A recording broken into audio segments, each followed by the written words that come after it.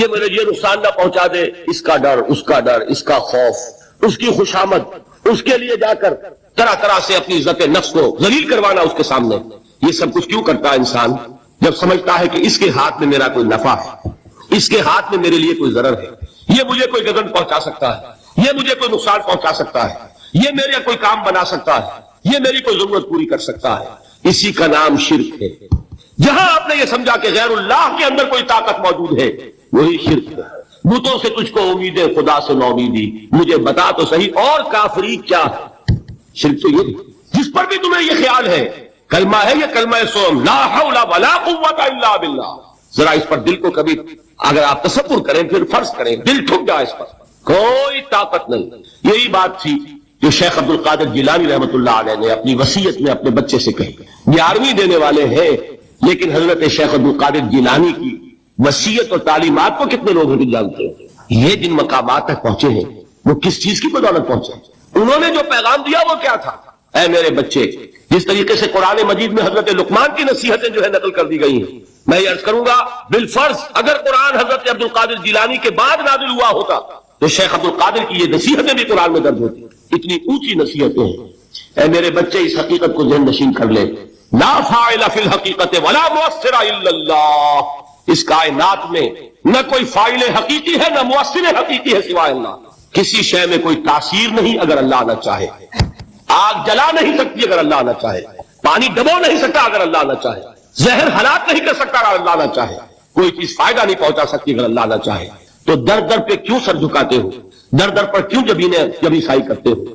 سب کے سامنے کیوں ہاتھ پھیلاتے ہو؟ ایک اللہ سے مانگو، ایک اللہ کے سامنے جبین سر پر اپنی جبین رکھو. لا فاعل فی الحقیقت ولا مؤثر الا اللہ. نظر آتا ہے ہمیں کہ پانی پیاس بجھا دیتا ہے، پیاس بجھانے کی صلاحیت پانی میں نہیں ہے، اللہ کے اذن سے. کھانا بھوک مٹا دیتا ہے، بھوک مٹانے کی صلاحیت کھانے میں نہیں ہے، اذن رب میں. دیکھیے یہی یقین تھا حضرت موسیٰ علیہ السلام کا واقعہ یاد کیجئے. سامنے سمندر آ گیا ہے، قوم دیکھتی ہے پیچھے کہ گرد و غبار کا طوفان. معلوم ہوا کہ فرعون اپنے لشکر سمیت آ گیا. لشکر جب چلتا تھا تیز رفتاری کے ساتھ تو گرد و غبار کا جو طوفان اٹھتا تھا اس کا تصور کیجیے، اور لمحہ بلمحہ وہ قریب آ رہا ہے. پوری قوم نے کیا کہا؟ اے موسیٰ انا لمدرکون، اے موسیٰ ہم کو پکڑے گئے. قرآن مجید نے تو یہاں وہ باتیں نہیں لکھی ہیں، لیکن تورات میں یہ درج ہے کہ بنی اسرائیل جھگڑنے لگے، دست و گریبان ہو گئے موسیٰ کے ساتھ. موسیٰ ہمیں یہاں مروایا لا کر، اس سے تو ہم وہیں بے دخل تھے. وہاں کھانے کو ملتا تھا، زندگی تو تھی، بیگار ہم کر رہے تھے، موت تو نہیں تھی. اب جو کچھ ہوگا اس کا تصور کرو، جس طریقے سے ہمارے ٹکڑے اڑائے جائیں گے. تو لڑ رہے ہیں حضرت موسیٰ علیہ السلام. یہ تورات کی تفصیل ہے. قرآن میں صرف اتنا آیا ہے، پریشان ہو کر انہوں نے کہا انا لمدرکون، موسیٰ ہم کو پکڑے گئے. اس وقت موسیٰ کا جواب کیا ہے؟ کلا ان معی ربی سیہدین، نہیں، میرے ساتھ میرا رب ہے، وہ راستہ دے گا. بتائیے کہاں راستہ نظر آ رہا ہے؟ یہ ہے ایمان بالغیب. راستہ نظر نہ آئے تب اللہ پر یقین ایمان ہے. جیب میں پیسے ہو تب دل کو اطمینان ہے، تو ایمان کس پر ہوا؟ پیسے پر، اللہ پر نہیں. جب وسائل و ذرائع نہ ہو اور پھر یقین ہو کہ اللہ مسبب الاسباب ہے، وہ اسباب کا پابند نہیں ہے، وہ اسباب کا محتاج نہیں ہے، اسباب اس کے محتاج ہے. اگر یہ یقین ہے تو اللہ پر ایمان ہے. یہ نہیں ہے تو تمہارا ایمان اسباب پر ہے، وسائل پر ہے، ذرائع پر ہے، مادیات پر ہے، اللہ پر نہیں. اس وقت کہاں راستہ تھا؟ تو راستہ تھا سمندر ہے اور ادھر سے لشکر آ گیا ہے. کلا ان معی ربی سیہدین. اب دیکھیے ایمان کہہ دینا آسان ہے، ہوا معکم اینما کنتم، جہاں کہیں بھی تم ہوتے ہو اللہ تمہارے ساتھ ہوتا ہے. لیکن اس کا یقین قائم ہو جائے تو زمین و آسمان کا فرق واقع ہو جائے. الف لام میم یہ حروف مقطعات ہیں، ان کے بارے میں اجمالی گفتگو سورہ بقرہ کے آغاز بھی ہم کر چکے ہیں.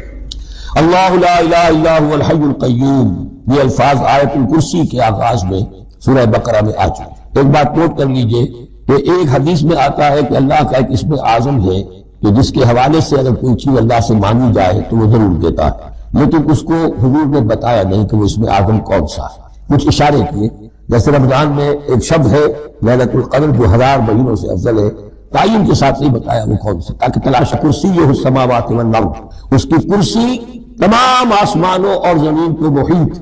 اب کرسی کے دو مفہوم یہاں ہو سکتے ہیں کہ ایک اس سے جو معنی مراد ہے، یعنی اس کا اقتدار، اس کی قدرت، اس کا جبر، اس کا اختیار، یہ اتھارٹی، پوری کائنات کا۔ یہ بھی ہو سکتا ہے کہ اللہ تعالیٰ کے لیے ہم نہیں جان سکتے، یہ آیات متشابہات میں سے ہے کہ کوئی شے بھی ہو واقعتاً جس کو ہم اسے کرسی کہہ سکتے، عرش، کرسی، ان سب کے بارے میں یہ دونوں باتیں جو میں رکھی ہے۔ یہ بھی ہو سکتا ہے کہ ان کی کوئی مجسم حقیقت ہو جو ہمارے ذہن سے، ہمارے تخیل سے ماورا ہے، اور یہ بھی ہو سکتا ہے اس سے استعارہ مراد، اس کا اقتدار و اختیار آسمان اور زمین پر چھایا ہوا ہے۔ اس وقت یہ ہے کہ اصل نماز یہی ہے، یہ سورہ فاتحہ۔ چنانچہ میں آپ کو حدیث سنا رہا ہوں جو صحیح بخاری میں بھی ہے، صحیح مسلم میں بھی ہے، جامع ترمذی میں بھی ہے، سنن ابی داؤد میں بھی ہے، سنن نسائی میں بھی ہے، اور بہت سی کتابوں میں موجود ہے۔ اور یہ عن عبادہ بن صامت رضی اللہ تعالی عنہ، حضرت عبادہ بن صامت سے ہے مرفوعا کہ حضور نے فرمایا لا صلاۃ لمن لم یقرأ بفاتحۃ الکتاب، اس شخص کی کوئی نماز نہیں ہے جس نے کہ سورہ فاتحہ کی تلاوت نہیں کی۔ اب اس سے ہمارے ہاں ایک بڑا اختلاف پیدا ہوا، وہ نوٹ کر لیجیے۔ ایک رائے یہ ہے آپ اگر علیحدہ نماز پڑھ رہے ہیں تو ظاہر بات ہے کہ آپ کو ہر رکعت میں خود پڑھنی ہی پڑھنی ہے سورہ فاتحہ۔ جب باجماعت پڑھ رہے ہیں اب کیا شکل، امام پڑھ رہا ہے سورہ فاتحہ تو کیا مقتدی کو بھی پڑھنی چاہیے؟ اس حدیث میں جو الفاظ کی شدت ہے اس کی بنا پر رجحان یہ ہوتا ہے کہ یقیناً اس صورت میں ہر شخص لا صلاۃ لمن لم یقرأ بفاتحۃ الکتاب، جس نے کہ فاتحہ کی تلاوت نہیں کی، قرأت نہیں کی، اس کی کوئی نماز ہی نہیں۔ تو یہ موقف ہے امام شافعی کا، یہی مسلک ہے ہمارے اہل حدیث بھائیوں کا کہ آپ چاہے اکیلے نماز پڑھ رہے ہو، چاہے امام کے پیچھے پڑھ رہے ہو، اور چاہے امام جو ہے وہ جہری رکعت پڑھا رہا ہے اور چاہے سری رکعت پڑھا رہا ہے۔ خاموشی والی رکعت سورہ، آپ کو معلوم ہے کہ نماز جو ظہر اور عصر کی ہے تو چاروں رکعتیں جو ہے وہ سری ہے، مغرب کے اندر آ کر دو جہری ہیں ایک سری ہے، عشاء میں آ کر دو جہری ہیں دو سری ہیں، سورہ اور نماز فجر کے اندر دونوں جو ہیں وہ جہری ہیں۔ تو چاہے جہری ہو چاہے سری ہو، آپ کو بھی لازماً جو مقتدی ہے اسے بھی سورہ فاتحہ پڑھنی ہوگی۔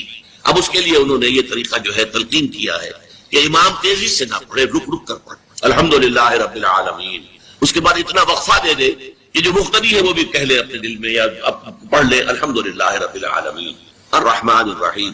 یہ رک رک کر پڑھنا، خاص طور پر اگر آپ کو موقع ہوا ہو کسی اہل حدیث امام کی امامت میں نماز ادا کرنے کا تو آپ دیکھیں گے کہ بڑا فرق ہے۔ ہمارے جو حنفی امام الحمدللہ رب العالمین الرحمن الرحیم مالک یوم الدین ایاک نعبد و ایاک نستعین، چار آیتیں جو ہے وہ بھی ایک ساتھ میں پڑھ جائیں گے، لیکن یہ کہ عام طور پر جو اہل حدیث حضرات ہیں وہ رک رک کر ٹھہر ٹھہر کر پڑھتے ہیں، ترتیل کے انداز میں پڑھتے ہیں۔ یا پھر دوسری شکل انہوں نے ایک اور کی، یہ آپ سعودی عرب میں جب کبھی نماز پڑھیں گے اور آپ پڑھی ہو آپ نے تو وہاں آپ دیکھیں گے کہ امام جو ہے وہ سورہ فاتحہ پڑھنے کے بعد تو ایک منٹ جو ہے خاموش ہے، تاکہ آپ اب جو مقتدی ہیں وہ اس وقفے میں وہ اب سورہ فاتحہ پڑھ لیں، پھر وہ قرات کرے گا، کوئی اور آیات اس نے شامل کرنی ہے تو بعد میں شروع کرے گا، درمیان میں وقفہ ہوگا۔ لیکن ایک مسلک یہ ہے، اور یہ مسلک جو ہے یہ در حقیقت قرآن مجید کی ایک آیت کے اوپر مبنی ہے۔ سورہ اعراف کے آخر میں فرمایا گیا وَإِذَا قُرِئَ الْقُرْآنُ فَاسْتَمِعُوا لَهُ وَأَنصِتُوا، جب قرآن پڑھا جا رہا ہو تو توجہ سے اسے سنو، خود خاموش رہو۔ اب یہ قرآن مجید کی آیت ہے، اس کے بنا پر ایک رائے یہ ہے کہ آپ امام کے پیچھے سورہ فاتحہ نہیں پڑھیں، پڑھا جا رہا ہے سنو، خود خاموش ہو۔ اور اس کے لیے وہ دلیل دیتے ہیں کہ یہ شکل ایک وفد کی سی ہے، جیسے کسی بڑی شخصیت کے پاس اگر آپ کا کوئی وفد جاتا ہے، 8-10 افراد ہیں، ان میں اسپوکس مین ایک ہوتا ہے، وہ بات کرتا ہے، باقی سب لوگ موجود رہتے ہیں، سنتے ہیں۔ اسی طریقے سے امام جو ہے وہ گویا کہ آپ کا نمائندہ ہے اور وہ پڑھ رہا ہے الحمدللہ رب العالمین الرحمن الرحیم مالک یوم الدین، تو امام کی قرات ہی آپ کی بھی قرات ہو، گویا کہ اس آیت سے، اس حدیث سے اختلاف نہیں ہے، اس کی تعبیر سے اختلاف ہے کہ امام کا قرات کر لینا در حقیقت مقتدیوں کی طرف سے بھی قرات۔ اس میں جو حنفی مسلک ہے وہ بہت سخت ہے، اور وہ یہ ہے کہ چاہے سری نماز ہو اور چاہے جہری ہو، ہر کسی بھی حالت میں مقتدی جو ہے وہ سورہ فاتحہ نہیں پڑھے۔ اب اس میں ذرا سا سوال پیدا ہوتا ہے کہ جہری رکعت میں تو اس آیت کا اطلاق ہو جائے گا کہ وَإِذَا قُرِئَ الْقُرْآنُ فَاسْتَمِعُوا لَهُ وَأَنصِتُوا، سری میں تو اس آیت کا اطلاق نہیں ہوتا۔ بہرحال یہ مسلک ہے امام شافعی کا، ایک انتہا پر ہے، ہر صورت میں سری ہو یا جہری ہو آپ کو پڑھنی ہی پڑھنی ہے، اور امام ابو حنیفہ دوسری انتہا پر ہے کہ چاہے سری ہو چاہے جہری ہو کسی شکل میں نہیں پڑھنی۔ امام مالک کا مسلک ہے درمیان میں، اور میں اس میں کوئی جھجک محسوس نہیں کرتا کہ میں آپ کے سامنے عرض کر دوں کہ میں اس پر عمل پیرا ہوں۔ وہ کیا ہے، جہری نماز میں خاموش رہو اور سنو، اس آیت کا اطلاق ہو جائے گا جب بلند آواز سے پڑھ رہا ہے امام تو پوری توجہ، فَاسْتَمِعُوا لَهُ، اپنی پوری توجہ کو اس کے سننے کے اوپر مرکوز کر دو اور خود خاموش۔ سری رکعت میں البتہ جبکہ وہ بھی خاموشی سے پڑھ رہا ہے آپ بھی خاموش۔ بہرحال ان چیزوں میں نے یہ سب کوئی بیان کیا ہے تو اس سے جو میرا مقصود ہے وہ یہ ہے کہ معلوم ہو جائے کہ اس میں کوئی بڑی بنیادی بات نہیں ہے، نہ یہ کہ جو حنفی ہیں وہ اس حدیث کا انکار کرتے ہیں کہ لا صلاۃ لمن لم یقرأ بفاتحۃ الکتاب، کیسے بھی انکار کریں گے؟ اور نہ ہی کوئی جو حنبلی ہے یا اہل حدیث ہے وہ قرآن کی اس آیت کا اختلاف سے جو ہے وہ اختلاف کر سکتا ہے کہ اذا قرئ القرآن فاستمعوا له وانصتوا، لیکن یہ ہے کہ اس کے پھر اس سے جو احکام کا استنباط ہے اس میں اختلاف ہو جاتا ہے، تو اس کو نہیں سمجھنا چاہیے کہ یہ کوئی بہت بڑی اہمیت والی بات ہے۔ مار کے جو فرض نماز ہے اصل اہمیت کی ہمارے ہاں عام طور پر مذہبی حلقوں میں اور خاص طور پر جو ذرا متصوفانہ انداز کے رنگ کے لوگ ہوتے ہیں وہ فرض کو تو بس ایسے ہی ادا کر لیتے ہیں کہ جیسے بس اس کی کوئی اہمیت نہیں، بلکہ بعض لوگ وہ بھی ہیں کہ وہ فرض کو ترک کر دیتے ہیں، نوافل پر سارا صرف رات کی نماز پر زور دیا جا رہا ہے، فرض نمازوں کی ہمیں دیکھیں ایسے لوگ بالفعل دیکھیں۔ یہ تمام چیزیں جو ہیں در حقیقت اس پھر راہ نبوت سے انسان کو ہٹا دینے والی ہیں۔ فرض کتنا فرض، نفل کتنا، نوافل کے بارے میں جو ہے شریعت سے ثابت ہے، وہ تہجد بھی نافلۃ لک، حضور کے لیے تو وہ لازم تھی، باقی کے لیے لازم نہیں ہے۔ جو قیام اللیل شروع میں تھا وہ لازم نہیں ہے۔ ہاں رمضان مبارک میں اس کی تشریح ہے، ترغیب، وہ خاص ایک مہینہ ہے، اس میں دن میں کھانا پینا جو ہے وہ حرام کیا گیا، تو رات کو 2/3 رات یا 1/3 کم سے کم 1/3 رات جاگو اللہ کے قرآن کے ساتھ، اللہ کی کتاب کے ساتھ۔ یہ اصل میں جو توازن ہے یہ جو ہے بہت ضروری۔ ارأیت اذا صلیت الصلوات المکتوبات، حضور آپ نے دیکھا، غور فرمائیے کہ اگر میں جو فرض نمازیں ہیں وہ ادا کرتا، اب مثلا ایک حدیث مجھے اور یاد آئی، فرض نماز کی اہمیت کو بیان کرنے کی حضور نے فرمایا جس شخص نے عشاء کی نماز بھی جماعت کے ساتھ ادا کی اور پھر فجر کی نماز بھی جماعت کے ساتھ ادا کی، اس کے لیے پوری رات کا قیام رکھ دیا جائے۔ فرض کی ہے فَإِذَا صَلَّيْتُ الْمَكْتُوبَاتِ صلوات المکتوبات وصمت رمضان، اور میں روزہ بھی رمضان کے روزے رکھوں، باقی روزہ رکھنا آپ کی مرضی پر ہے، رکھیں ٹھیک ہے، لیکن وہ لازم نہیں ہے، نجات کے لیے لازم جو بیس لائن ہے۔ ایک حدیث ہے، حضور فرماتے ہیں، ابن ماجہ کی روایت ہے حضرت عبداللہ ابن حارث رضی اللہ تعالی عنہ سے، یخرج ناس من المشرق یوتئون للمہدی یعنی سلطان ہی، جب اس عالم عرب میں، دیکھیے ایک بات میں عرض کر چکا ہوں، بڑی تلخ بات ہے، عالم عرب ہمارا بہتر حصہ ہے، افضل حصہ ہے، ان کو اللہ نے فضیلت ہم سے بہت زیادہ دی ہے۔ سب سے بڑی فضیلت کہ محمد خود صلی اللہ علیہ وسلم عرب تھے، یہ رتبہ بلند ملا جس کو مل گیا۔ پھر مستقل فضیلت، اللہ کا کلام ان کی زبان میں موجود ہے، مادری زبان، لہذا اگر انہوں نے کوتاہی کی، انہوں نے پیٹھ دکھائی، بہت بڑے مجرم ہیں، اس میں کوئی شک نہیں، اور یہی وجہ ہے یہ سارے ملاحب وہی ہونے ہیں، ایسی ایسی بھاری جنگیں، حضور فرماتے ہیں اتنے لوگ ہلاک ہوں گے کہ پرندہ اڑتا چلا جائے گا، اترنے کی جگہ نہیں ملے گی، لاشیں ہی لاشیں ہوں، یہ شکل ہونے والی ہے۔ اور میں تو چونکہ ایک مضمون اور کتابچے کی شکل میں بھی شائع ہو چکا ہے، جس میں کہ حضور کی اس حدیث کے حوالے سے میری امت پر بھی وہ سب کچھ وارد ہوگا جو سابقہ امت پر ہوا، اسی کے حوالے سے عرض کر چکا ہوں۔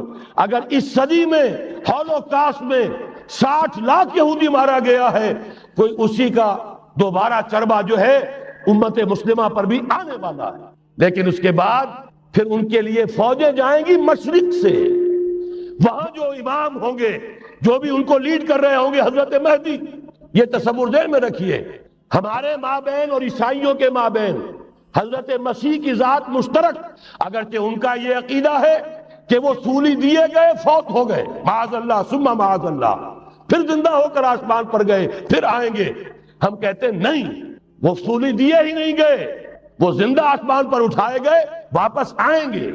گویا کہ بہت حد تک اشتراک ہے، لیکن ایک اختلاف بھی ہے۔ اسی طرح حضرت مہدی کے بارے میں شیعہ اور سنی تصورات میں اتفاق بھی ہے، اختلاف بھی ہے۔ یقیناً امت مسلمہ، امت عرب، مجھے تو اقبال کا وہ شعر یاد آتا ہے، خون اسرائیل آ جاتا ہے آخر جوش میں، توڑ دیتا ہے کوئی موسیٰ طلسم سامری، تو کیا خون اسماعیل جوش میں نہیں آئے گا؟ حضرت اسماعیل کی نسل میں حضور اور حضور کی صاحبزادی حضرت فاطمہ رضی اللہ تعالی عنہ، حضور نے فرمایا میری اس بیٹی کی نسل میں اللہ تعالیٰ ایک شخص کو اٹھائے گا جو اس وقت مسلمانوں کی قیادت کرے گا۔ یہ چیز ہمارے اور اہل تشیع کے مابین مشترک، فرق یہ ہے وہ سمجھتے ہیں کہ ان کے 12ویں امام کہ جو آج سے 1200 برس قبل روپوش ہو گئے تھے وہ ظاہر ہوں گے، ہمارے نزدیک نہیں، وہ پیدا ہوں گے، نو مولود ہوں گے، عام انسانوں کی طرح آئیں گے، ہوں گے نسل فاطمہ میں سے رضی اللہ تعالی عنہا، اور وہ اس وقت عربوں کی قیادت کریں گے۔ خون اسماعیل آ جائے گا آخر جوش میں، اور کوئی حضرت مہدی وہ آئیں گے اور اٹھیں گے اور قیادت کریں گے، دجال سے مقابلہ کریں گے اور اس ملاحم کے اندر قیادت فرمائیں گے، لیکن ان کی مدد کے لیے مشرق سے فوجیں آئیں گی۔ گویا کہ پہلے مشرقی کسی ملک میں یہ نظام قائم ہو چکا ہوگا، کوئی ایسی طاقت وجود میں آ چکی ہوگی کہ جب وہاں بھٹی دہکے گی تو وہاں کے مسلمانوں کی امداد مشرقی ممالک سے جائے گی۔ اور ایک دوسری حدیث میں، یہ تو ترمذی کی روایت ہے، کتب حدیث میں تیسرے نمبر پر کتاب یہی ہے، صحیح بخاری، صحیح مسلم، پھر یہ جامع ترمذی، اس میں حضرت ابو ہریرہ سے روایت ہے، یخرج من خراسان رایات سود۔ خراسان میں بتا چکا ہوں حضور کے زمانے کا خراسان، افغانستان، کچھ حصہ پاکستان کا، کچھ روسی ترکستان کی آزاد ریاستیں جو ابھی ہوئی ہیں، تھوڑا سا حصہ ایران کا، یہ خراسان بزرگ، دی اولڈ گریٹر خراسان، یہاں سے فوجیں چلیں گی، سیاہ علم برآمد ہوں گے، اور کوئی طاقت انہیں روک نہ سکے گی، ان کا منہ پھیر نہ سکے گی، یہاں تک کہ وہ ایلیا حضور کے زمانے میں یروشلم کا نام تھا، یہاں تک کہ ایلیا میں جا کر نصب ہو جائے۔ گویا کہ یہ جو ہمارے ہاتھ سے نکلا ہے قبضے سے، پہلے بھی عربوں کے ہاتھوں سے نکلا تھا بیت المقدس، یروشلم، عرب واپس نہیں لے سکے تھے، کرد خون صلاح الدین ایوبی اس نے واپس لیا، عربوں میں دم نہیں رہا تھا، عیاشیوں کی وجہ سے کھوکھلے ہو چکے تھے۔ میں تجھ کو بتاتا ہوں تقدیر امم کیا ہے، شمشیر و ثنا اول، طاؤس و رباب آخر۔ یہی وجہ ہے کہ تقریباً 20 صدی کے بعد ان کی حکومت ختم، آشمارا حق بود در خون بارد بر زمین، بر زوال ملک مستعصم امیر المومنین۔ یہ ہوا کہ نہیں ہوا؟ جبکہ آئے ہیں تاتاری ہورڈز، اور جنہوں نے کہ آخری خلیفہ بنو عباس اسے محل میں سے نکالا، ایک کھال کے اندر لپیٹ کر، اور اپنے گھوڑوں کے سوؤں تلے کچل دیے، عرب معزول کر دیے گئے تھے۔ لیکن اب دوبارہ عربوں کو جب سہارا ملا ہے، لیکن اب بھی انہوں نے کہیں اسلام قائم نہیں کیا، کوئی روس کا غلام رہا، کوئی امریکہ کا غلام رہا، کسی نے اس کا ساتھ دیا، کسی نے اس کا ساتھ دیا، تہذیب ہے تو مغربی، تمدن ہے تو مغربی، وضع میں تم ہو نصارہ تو تمدن میں ہنود، یہ مسلمان ہیں جنہیں دیکھ کے شرمائے یہود۔ یہی معاملہ جب ان کا ہوا تو اب اللہ تعالیٰ کی طرف سے ان کے اوپر وہ عذاب کی بھٹی گرم ہونے والی، لیکن اس کے بعد پھر یہاں سے جائیں گے وہ جو ان کی مدد کریں گے، اور یہ ایلیا کو واپس لینے والے، یہ مشرق سے چلنے والے لشکر ہوں گے۔ یہ دو حدیثیں ابھی سن لیجئے، اور تیسری حدیث یہ ہے، حضور نے فرمایا، یہ سنن نسائی کی روایت ہے، قال رسول اللہ صلی اللہ علیہ وسلم عصابتان من امتی احرزهم اللہ من النار، میری امت کے دو لشکر ایسے ہوں گے جنہیں اللہ نے آگ سے نجات دے دی ہے، پہلے ہی سے ڈکلیئرڈ ہے۔ عصابت تغزو الہند، ایک لشکر کے جو ہند پر حملہ آور ہوگا، وعصابت تکون مع عیسیٰ ابن مریم علیہ السلام، اور دوسرا لشکر وہ ہے جو حضرت عیسیٰ کے ساتھ جا کر اور ان کے ساتھ مل کر یہودیوں کے خلاف جنگ کرے گا۔ میں اس حدیث کا جو مطلب سمجھتا ہوں واللہ عالم، یہ اسی علاقے میں جب انقلاب آ جائے گا، یہ علاقہ خراسان اور پاکستان، جب یہاں نظام خلافت قائم ہوگا، یہاں سے اسلام کی توسیع ہوگی، اور یہاں سے جانب مشرق ہند اور جانب مغرب یہ جو یہودیوں کا سیلاب آ رہا ہے، ان دونوں کا مقابلہ کرنے کے لیے انشاءاللہ العزیز، ورنہ یہ عصابتان جو ہے ایک حدیث میں جمع کرنے کی کوئی اور حکمت ہو نہیں سکتی، ورنہ تو ہندوستان پہ کئی لشکر آئے ہیں، لیکن یہ کہ در حقیقت اسی وقت جبکہ عالم عرب میں وہ بھٹی دہکے گی، اسی وقت یہاں انقلاب آ چکا ہوگا، ایک طرف یہاں سے مدد کے لیے لشکر جائیں گے کہ جو مسلمان عرب جو ہیں ان کی مدد کریں گے، حضرت مہدی کے جھنڈے تلے لڑیں گے، حضرت مہدی کی حکومت کو مستحکم کریں گے، یؤتون للمہدی، دوسری طرف وہ ہندوستان کی طرف پیش قدمی کریں گے، اور یہیں سے جیسے اس وقت سیلاب نکلا تھا جزیرہ نما عرب سے، ایک داہنی طرف ایک بائیں طرف، ایران، افغانستان، ترکستان، ادھر مصر، لیبیا، الجزائر، مراکش، موریطانیہ، اسی طریقے سے انشاءاللہ اسی علاقے سے اس کا آغاز ہوگا اور بات آگے بڑھے گی۔ تو اصل حاصل کیا ہے؟ یہ ہونا ہے، پچھلے آثار ثابت کر رہے ہیں کہ ہونا ہے، حضور کی احادیث بتا رہی ہے کہ یہی سے ہونا ہے، ہوا صرف یہ ہے ہم بھٹک گئے، ہمیں اپنی منزل یاد نہ رہی۔ میں تو بہرحال ان لوگوں میں سے ہوں جنہوں نے نعرے لگائے تھے پاکستان کا مطلب کیا، لا الہ الا اللہ۔ میں سن 46 میں یہاں حبیبیہ ہال میں قائد اعظم نے مسلم اسٹوڈنٹ فیڈریشن کے جس اجلاس کو خطاب کیا تھا، ضلع حصار سے جو 2 ڈیلیگیٹ آئے تھے ان میں سے ایک میں تھا۔ میں نے بہرحال اس تحریک میں بھی حصہ لیا ہے، ایک ننھے کارکن کی حیثیت سے لیا ہے، پھر حالات کو بدلتے اپنے آنکھوں سے دیکھا ہے۔ ہم کہاں سے کہاں جا پہنچے ہیں۔ ضرورت صرف اس بات کی ہے کہ آج ہمارا حال یہ ہے، ہماری قیادت، ہماری سیاست ان لوگوں کے ہاتھ میں ہے کہ وہ فریب خوردہ شاہی کے پلاح و کرگسوں میں اسے کیا خبر کہ کیا ہے، تب وہ تاب جاویدانہ۔ ان کی تہذیب مغربی، ان کی ذہنیت مغربی، ان کی وضاقتہ مغربی، ان کا تمدن مغربی، ان کی سوچ مغربی، ان کے سارے اطوار مغربی۔ لہذا در حقیقت ایک تو یہ کہ ان سے چھٹکارا پانا، اور دوسرے یہ کہ در حقیقت مغرب کی تمام طاقتوں کو للکارنے کے لیے اس قوم کے اندر سے جذبہ ایمان، جذبہ جہاد کو برآمد کرنا، یہ 2 کام ہیں جو کرنے ہیں۔ اور اگر ہم یہ کر لیں گے، جیسا کہ میں نے آیت آپ کو سنائی تھی، اللہ کا کوئی وعدہ غیر مشروط نہیں، ایمان اور عمل صالح، ایمان اور جہاد، یہ وعدے پورے کرو گے تو اللہ کا وعدہ بھی پورا ہوگا۔ لیکن ظاہر بات ہے جیسے یہودیوں نے یورپ کو فتح کیا اور آج وہ مغرب یہودیوں ہی کے زیر اثر ہمیں فتح کرنے پر تلا ہوا ہے۔ آج نوٹ کیجئے جس طرح 3 اطراف سے یہودیوں نے حملہ کیا یورپ پر، میں اس کا تذکرہ کر چکا ہوں، آج ہم پر بھی اسی طرح کا 3 pronged اٹیک ہے۔ نمبر 1، ایٹمی دانت نہ نکلنے پائیں اس قوم کے، رول بیک کرانے کے لیے خاموش ڈپلومیسی، اس کے ہتھ کنڈے، کہیں ان میں طاقت نہ ہو جائے، کہیں یہ چیلنج کرنے کی پوزیشن میں نہ آ جائیں، اپنے پاس ایٹمک ہتھیاروں کے انبار ہوں، لیکن کسی مسلمان ملک کے پاس آ گیا تو وہ اسلامک بوم بن جائے گا۔ اگر وہ اسرائیل کے پاس ہے کوئی حرج نہیں، لیکن پاکستان کے پاس کسی صورت میں ہتھیار نہیں ہونا چاہیے۔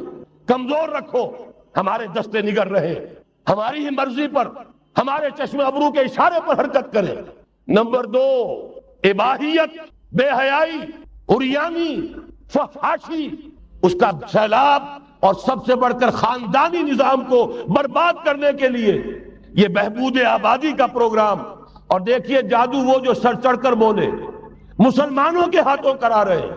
قاہرہ میں کانفرنس کرائی ہے ایک مسلمان ملک میں، اور یہ کہ اس کو آرگنائز کرنے والی ایک پاکستانی مسلمان عورت۔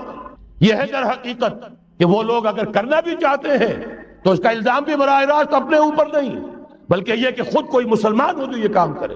اب جو سیلاب آئے گا جس کے لیے مدد بھی دی جا رہی ہے، اس سے ہمارے سارے بندے حیا ٹوٹ کر رہ جائیں گے، خاندانی نظام درم برم ہو کر رہ جائے گا، جو ابھی تک اللہ کا شکر ہے کہ ہمارے ملک کے اندر انٹیکٹ ہے کچھ اوپر کا طبقہ جو بالکل ہی مغربی تہذیب میں رنگا گیا ہے، ورنہ ہمارے ہاں خاندان کا نظام ابھی انٹیکٹ ہے۔ لیکن یہ کہ یہ سیلاب بھی بڑی شدت سے آ رہا ہے، یہ چیزیں بیک وقت کیوں ہو رہی ہیں۔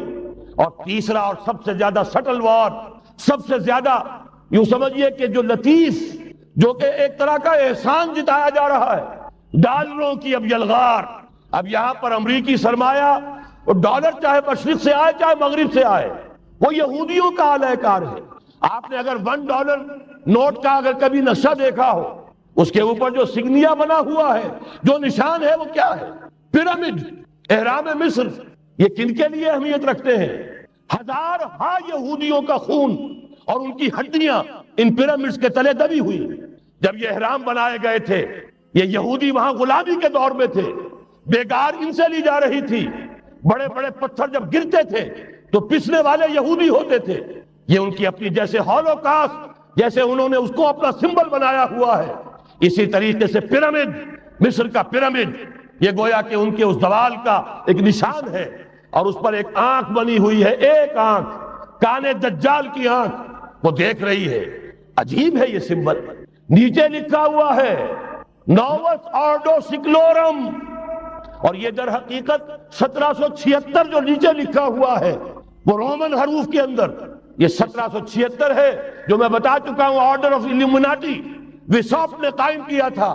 عام دنیا یہ سمجھتی ہے کہ شاید یہ امریکہ کا یوم آزادی ہے، سن آزادی ہے، یکم مئی، اس آرڈر آف ایلومیناٹی کی تاسیس یکم مئی کو ہوئی ہے۔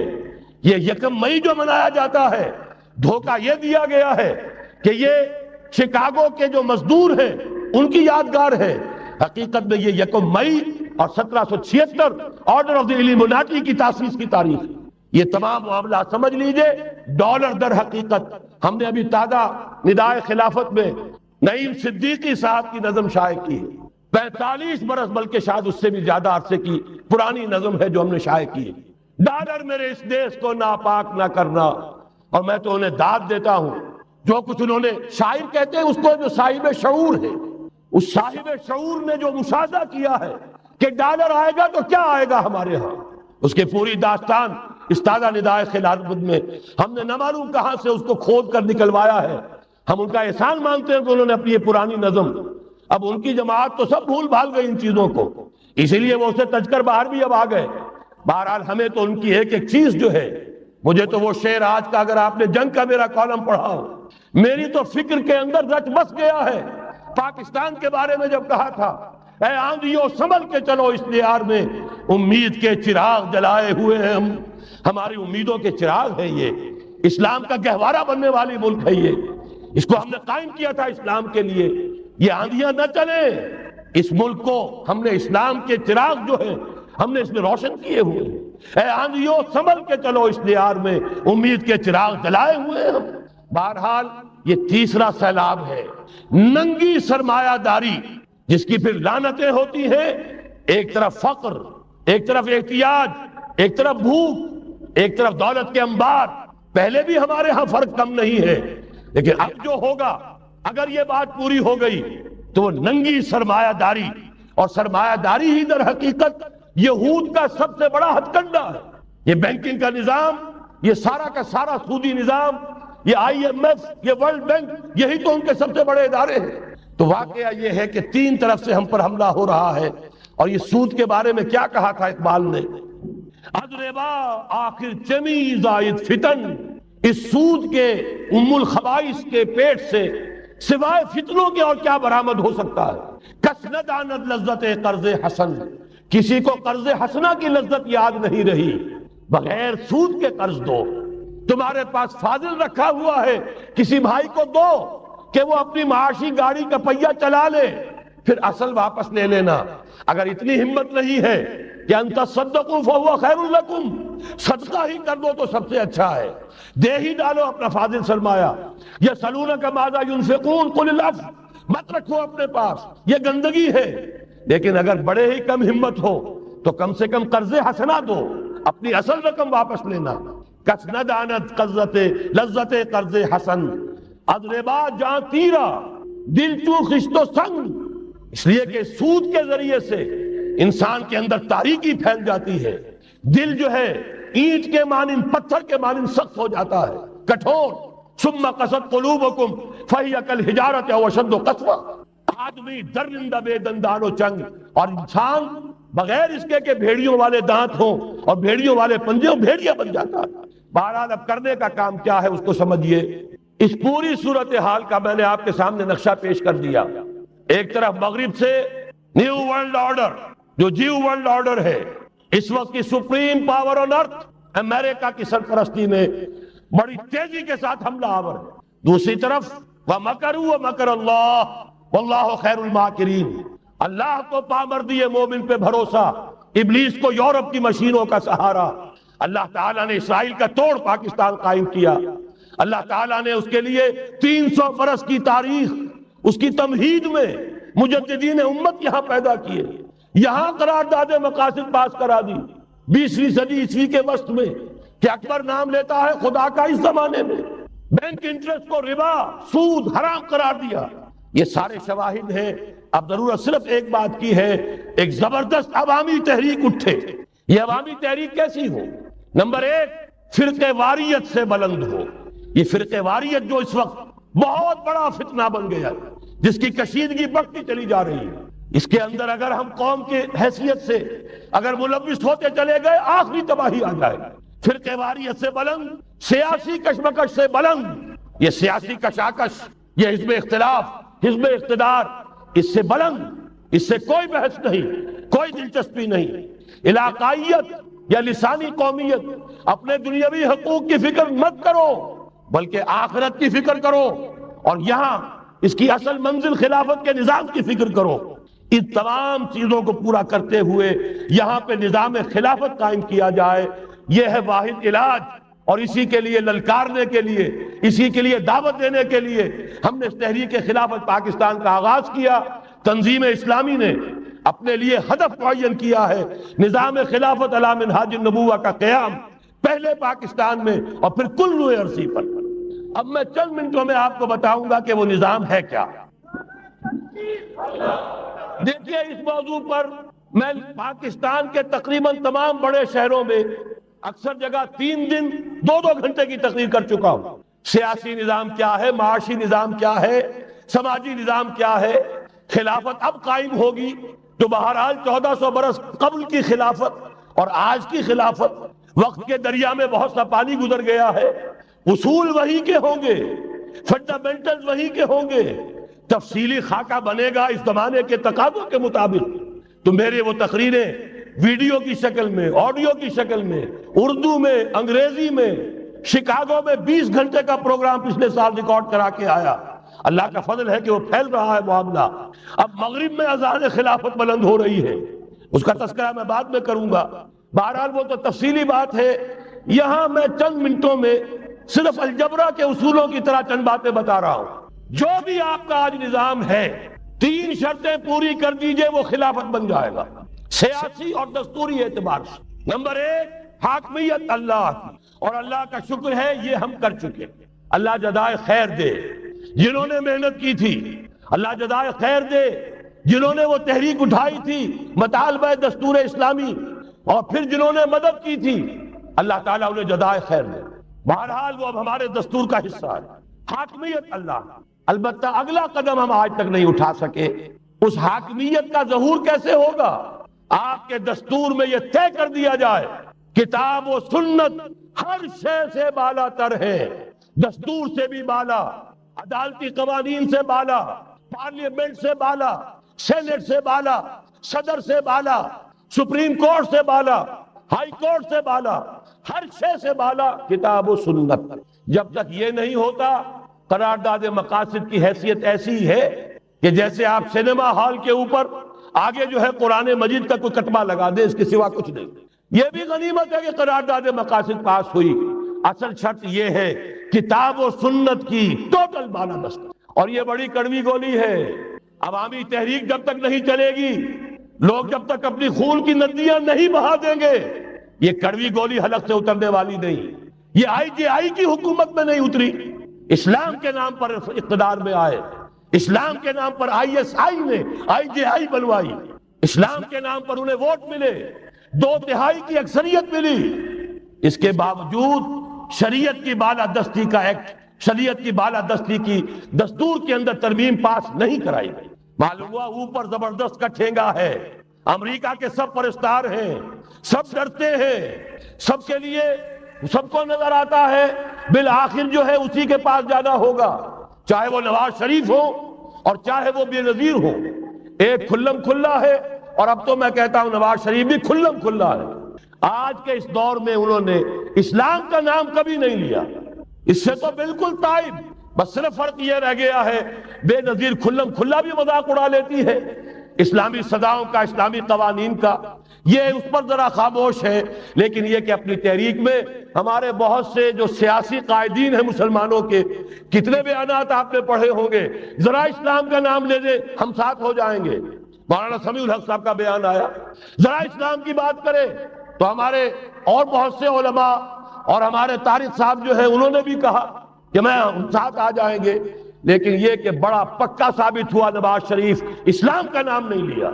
یہ بات جان لیجئے، یہ اس کے بغیر، قربانی کے بغیر اصل یہی منزل ہے، اصل کٹھن یہی ہے۔ یہ کتاب و سنت کی بالادستی، اس کو قبول کرنا، اختیار کرنا، یہ بغیر عوامی تحریک کے، بغیر قربانیوں کے ممکن نہیں ہوگا۔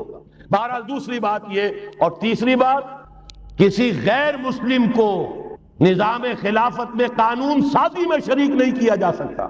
جس قانون کی بنیاد کتاب و سنت، جو نہ کتاب کو مانے نہ سنت کو مانے، اس کا اس ملک کی قانون ساز اسمبلی میں جانے کا مطلب کیا ہے؟ ان کی علیحدہ اسمبلیاں ہوں، ان کے جو حقوق ہیں مائنورٹیز کی حیثیت سے ان کی گارنٹی دی جائے، ان کی جان مال عزت آبرو کا پورا تحفظ، ان کی پوری مذہبی آزادی، ان کی عبادت گاہوں کی پوری ضمانت ان کی حفاظت کی، ان کا پرسنل لا ہو، سب کچھ ہوگا۔ قانون سازی میں غیر مسلم شریک نہیں ہو سکتا، نظام خلافت کی اعلیٰ ترین سطح کی پالیسی بنانے میں غیر مسلم شریک نہیں ہو سکتا۔ یہ معاملات ہمیں، یہ کڑوی گولیاں ہیں، لیکن صرف 3 گولیاں ہضم کر لیجئے، یہ نظام خلافت کا نظام بن جائے گا۔ البتہ چوتھی بات اور عرض کر دوں، وہ کہتا ہوں بہتر ہے کہ اس پارلیمانی نظام کی لعنت جو انگریزوں کے وراثت کے طور پر ہمیں ملی ہے، اسے چھوڑ کر صدارتی نظام اختیار کیا جائے۔ وہ صدارتی نظام جو نظام خلافت سے قریب تر ہے، انہوں نے ہم سے لیا ہے۔ اقبال نے کہا ہے، ہر کجا بینی جہان رنگ و بو، زاں کے از خاکش برو یا دارزو، یا نور مصطفیٰ اورا بہاش، یا ہنوز اندر تلاش مصطفیٰ۔ اگر کوئی اچھائی ان کے پاس ہے وہ نور مصطفیٰ سے مانگی ہوئی ہے۔ یہ خلافت کے نظام کا چربہ ہے۔ ایک شخص کو منتخب کرو، اب اسے اختیار دو، اس کے ہاتھ کھلے رکھو، اسے کام کرنے دو۔ ہاں، امپیچمنٹ کا نظام ہو، غلط ہو تو اسے سیدھا کرنے کا نظام ہو، اس کے لیے آپ امپیچمنٹ کا نظام آج کی جو امریکہ کی حکومت ہے اس میں بھی ہے۔ اور کیسا ہے کہ ذرا سا اندیشہ ہوا تھا اور نکسن صاحب جو بھاگ کھڑے ہوئے تھے۔ تو میرے نزدیک صدارتی نظام اور چھوٹے صوبے، یہ بڑے بڑے صوبوں کی ضرورت نہیں ہے، چھوٹے صوبے ہوں، لوگوں کو سہولتیں ہوں، ہر علاقے کے لوگوں کو معلوم ہو کہ ہمارے معاملات ہمارے اپنے ہاتھ میں ہیں، ان کے اندر کوئی احساس جو ہے محرومی کا پیدا نہ ہونے پائے۔ اس لیے کہ وہی چیز ہے جو سیاہی گھول دیتی ہے۔ کون سیاہی گھول رہا ہے وقت کے بہتے دریا میں؟ یہ ساری سیاہیاں جو سندھ میں گھل رہی ہیں، بلوچستان میں گھل رہی ہیں، سرائکی کے علاقے میں گھل رہی ہیں، ان سب کا علاج ہے چھوٹے صوبے بناؤ۔ لیکن یہ چیزیں خلافت کی شرائط میں سے نہیں ہیں۔ بہتر بات ہے، دنیاوی اعتبار سے بہتر بات ہے، انتظامی اعتبار سے بہتر بات ہے۔ باقی اصل شرائط 3: اللہ کی حاکمیت کا اقرار جو قرارداد مقاصد میں بالفعل ہے، کتاب و سنت کی ٹوٹل بالادستی۔ سپریم کورٹ کو اختیار دیجئے، وہاں جا کر کوئی بھی شہری پاکستان کا کوئی بھی عالم دین اگر ثابت کر دے فلاں قانون، فلاں ہدایت، فلاں انسٹرکشن، فلاں کوئی حکم جو دیا گیا ہے کتاب و سنت کے منافی ہے، فوراً کالعدم ہو۔ اور تیسری بات، غیر مسلم پروٹیکٹڈ مائنورٹی ہوں گے، ان کی جان مال عزت آبرو کی حفاظت ہوگی، لیکن یہ کہ وہ برابر کے قانون سازی کے حق میں شریک نہیں ہو سکتے، اس لیے کہ یہاں کتاب و سنت منبع ہے قانون کا جس کو وہ تسلیم نہیں کرتے۔ اسی طرح یہ معاشی نظام، موجودہ سرمایہ دارانہ نظام، بہت بڑی لعنت، بہت بڑی لعنت، بہت بڑی لعنت۔ لیکن جیسے آپ کو معلوم ہے، آج ہی ابو جہل کہہ دے لا الہ الا اللہ محمد الرسول اللہ، مسلمان بن جاتا۔ کلمہ تو ایک ہی تھا نا۔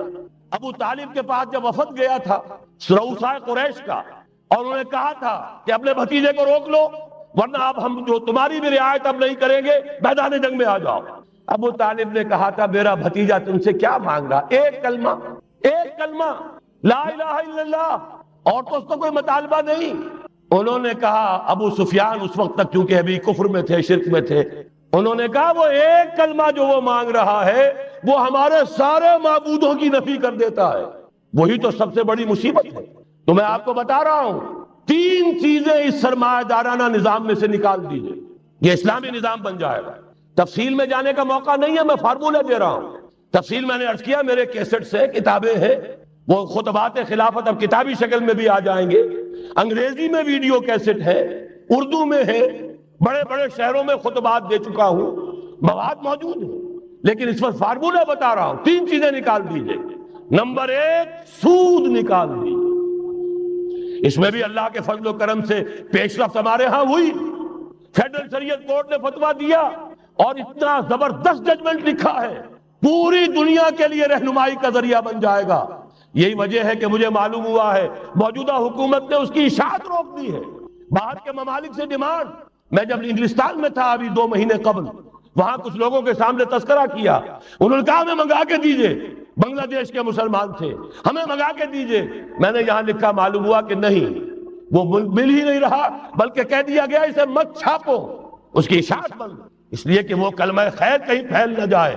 یہودی کا اگر علاج ہے، جیسے آپ نے سنا تھا بچپن میں کہانیاں، دیو کی جان ایک طوطے کی گردن میں ہے، طوطے کی گردن مروڑ دو گے دیو مر جائے گا۔ یہودی کی جان سود میں ہے۔ یہ سارا ہتھ کنڈا اس کا جو ہے، جو ورلڈ ڈومینیشن یہودی چاہ رہا ہے، وہ مالیاتی نوعیت کی ہے۔ وہ اپنی حکومت قائم نہیں کرنا چاہتا۔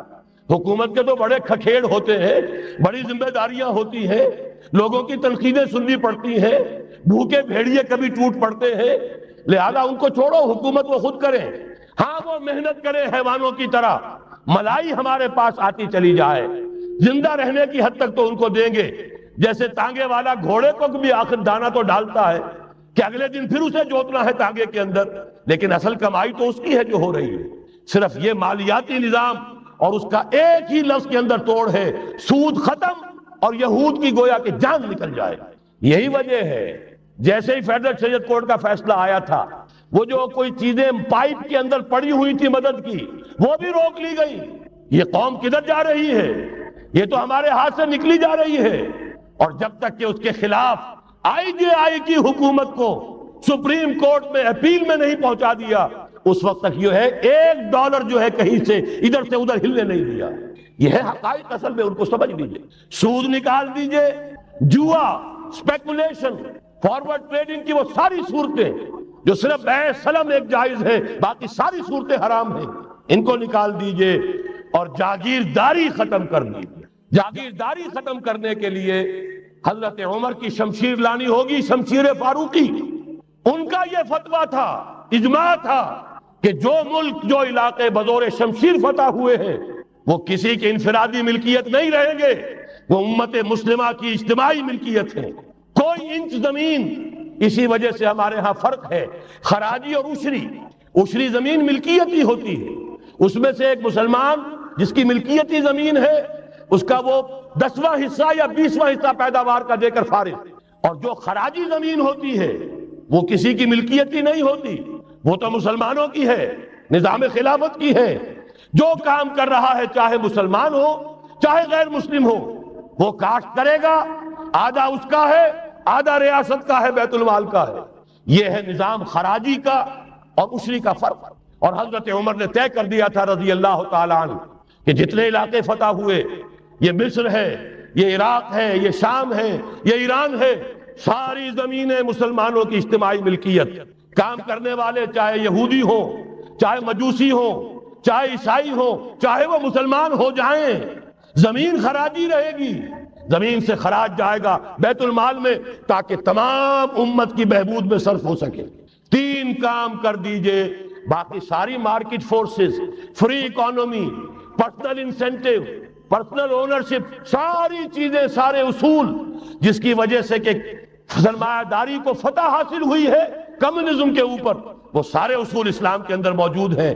لیکن سود نکال دو، جوا نکال دو، جاگیرداری نکال دو، اب آؤ اوپن کمپٹیشن، سرمایہ کاری کرو۔ ابھی آپ نے نظم پڑھی، سرمایہ داری کو ختم کرنا ہے، سرمایہ کاری کو فروغ دینا ہے۔ یہ ہے اسلام کا نظام معیشت۔ البتہ اس میں چوتھی چیز، کفالت عامہ کے لیے زکوٰۃ کا نظام مکمل قائم کرو۔ ہر شہری کی بنیادی ضروریات کی پوری ذمہ داری اور کفالت نظام خلافت لیتا ہے۔ یہاں پھر میں مجبور ہوں، کیا کروں؟ ذکر جب چھڑ گیا قیامت کا، بات پہنچی تیری جوانی تک، خلافت کا تذکرہ ہو اور حضرت عمر کا ذکر نہ آئے، ناممکن۔ خلافت کا نظام، جیسے آپ کہتے ہیں کہ گلاب کا پھول پورا کھلا ہوا ہے، للی ان بلوم، خلافت کا نظام پورا کھلا ہوا حضرت عمر کے دور میں نظر آتا ہے۔ اسی وقت کہا تھا حضرت عمر نے رضی اللہ تعالی عنہ کہ اگر دجلہ و فرات کے کنارے کوئی کتا بھی بھوکا مر گیا تو قیامت کے دن عمر ذمہ دار ہوگا۔ اور جانور تک کا معاملہ ہے۔ مجوسی کو دیکھ لیا تھا، بوڑھے کو، ایک کہ جو بھیک مانگ رہا تھا، وہاں کے عامل اور گورنر سے ایکسپلینیشن کال کی، یہ بھیک کیوں مانگ رہا ہے؟ جب یہ جوان تھا، کام سکتا تھا، تم اس سے جزیہ لے رہے تھے، اب یہ بوڑھا ہو گیا ہے، کما نہیں سکتا، تم نے اسے بھکاری بنا دیا ہے۔ اس کا وظیفہ مقرر کرو۔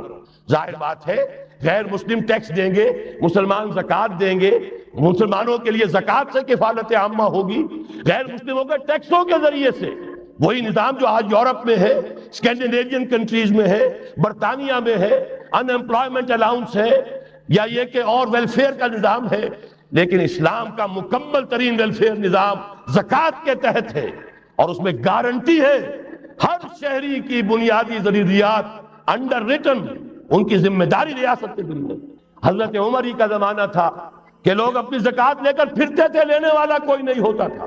اس کا بھی میں مسئلہ آپ کو سمجھا دینا چاہتا ہوں۔ میں نے تو عرض کیا تھا میں تو مدرس ہوں، عوامی مقرر نہیں ہوں، میں تو چاہتا ہوں آپ چیزیں سمجھ کر اور ان کا علم آپ کا جو ہے حاصل کر کے اٹھیں، لوگوں کو پھر پہنچائیں۔ یہ کیسے ہو گیا جبکہ زکوٰۃ جو ہے وہ تو اسلامی ریاست میں نظام خلافت میں حکومت لیتی ہے، پھر کیسے ہو گیا کہ لوگ اپنی زکوٰۃ لے کر پھر رہے، لینے والا کوئی نہیں؟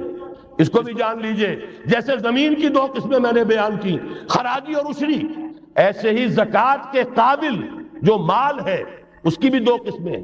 اموال باطنہ، گھروں میں رکھی ہوئی کوئی نقدی ہے، کوئی زیور ہے، کوئی اور ایسی چیزیں ہیں، یہ اموال باطنہ کہلاتی ہیں۔ اس کی زکوٰۃ جبراً حکومت نہیں لے گی۔ اگر اس کی زکوٰۃ جبراً حکومت لے تو گھروں کی تلاشیاں لینی پڑیں گی، جا کے تکیے پھاڑ پھاڑ کے دیکھنے پڑیں گے کہ کہیں کچھ رکھا ہوا تو نہیں ہے۔ یہ معاملہ مسلمانوں کی ان کی اپنی نیت پر، ایمان پر، اللہ کے ساتھ ان کے خلوص و اخلاص پر چھوڑ دیا۔ ہاں مال ظاہرہ، دکان میں 5 لاکھ کا مال پڑا ہے، 2.5% دے دو۔ گودام میں 10 لاکھ کا مال پڑا ہے، 2.5% دے دو۔ تمہارا کارخانہ ہے بہت بڑا، اس کی زمین معاف، بلڈنگ معاف، مشینری معاف، ٹولز معاف، لیکن جو سرمایہ چل رہا ہے، چاہے وہ خام مال پڑا ہے چاہے فنشڈ، ٹوٹل کی مالیت کے اوپر 2.5% دے دو۔ یہ ہے زکوٰۃ جس کو بدنام کیا ضیاء الحق صاحب نے۔ صرف سود جو ہے، سود والا جو صرف بینکوں کے اندر ڈپازٹ ہے، اس سے 2.5% لے کر اسے زکوٰۃ قرار دے دیا، حالانکہ وہ تو کوئی زکوٰۃ نہ ہوئی، سود کا کمیشن ہوا، اس کے سوا کچھ بھی نہیں۔ زکوٰۃ تو یہ ہے کہ ہر دکاندار، اور مجھے یقین ہے مسلمان دے گا، آپ اسے انکم ٹیکس جیسے لعنتی ٹیکس سے نجات دیجئے جس نے اسے جھوٹ بولنے پہ مجبور کیا ہوا ہے۔ یہ لعنتی ٹیکس ہے در حقیقت کہ جس نے ہر شخص کو جھوٹا بننے پر مجبور کر دیا ہے۔ ان کو ختم کریں۔ زکوٰۃ تو مسلمان اپنے ایمان کے تقاضے پر دے گا، اور وہ دے گا اور خوشی سے دے گا۔ یہ پورا نظام جو ہے اس کو اختیار کیا جائے زکوٰۃ کے، تو پوری ویلفیئر سٹیٹ، دنیا کے بلند ترین معیارات کی ویلفیئر سٹیٹ قائم ہو جائے، جو حضرت عمر نے کہا تھا کہ کوئی کتا بھی بھوکا اور پیاسا نہ رہے۔ اب آئیے تیسرا معاملہ سماجی، یہاں بھی 3 ہی باتیں کہوں گا۔ ترقی ہے، تعلیم ہے، ان میں کوئی رکاوٹ نہیں، خواتین کام کریں، کوئی رکاوٹ نہیں۔ کیا چیز نکالنی ہے؟ بے حیائی، بے حجابی، عریانی نکال دو، ستر و حجاب انفورس کرو، سیگریگیشن، عورتوں کے اسکول علیحدہ، مردوں کے علیحدہ، عورتوں کے کالج علیحدہ، مردوں کے علیحدہ، عورتوں کی یونیورسٹی علیحدہ، مردوں کی علیحدہ، عورتوں کے ہسپتال علیحدہ، مردوں کے ہسپتال علیحدہ۔ کسی درجے میں تو ہمارے ہاں ہے، اس کو آگے بڑھاؤ، یونیورسٹی بناؤ۔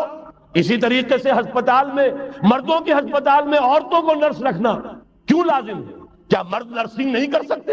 کیا فوج کی جو فارورڈ یونٹس ہوتے ہیں میڈیکل، کیا ان میں عورتیں جاتی ہیں نرسوں کی حیثیت سے؟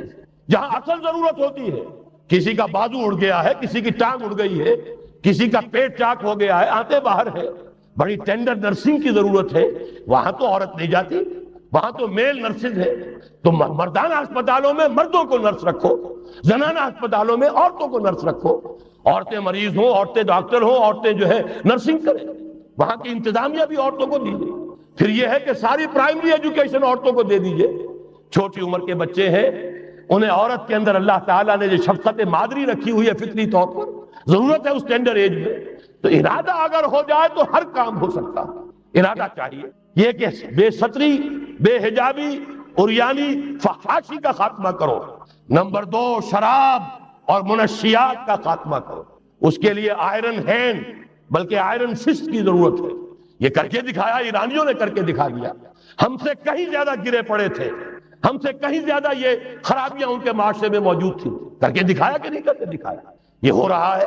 لہذا یہ کہ یہ کام کیا جائے، اور زنا اور قذف کے جو اصل اللہ تعالیٰ کی طرف سے، اللہ کے رسول کی طرف سے جو سزائیں ہیں، اور حدود اور تعزیرات ہیں ان کو نافذ کیا جائے. یہ تین چیزیں کر دیجئے، یہی معاشرہ ہوگا. کوئی یہ نہیں کہتا کہ صحراؤں میں جا کر آباد ہو، کوئی آپ سے یہ نہیں کہتا کہ جائیے دوبارہ اونٹوں پہ سفر شروع کیجئے. جو ترقی ہوئی ہے اللہ تعالیٰ نے علم دیا ہے انسان کو، اللہ تعالیٰ نے ٹیکنالوجی عطا فرمائی انسان کو، اور رحمان کا دیا ہوا علم ہے.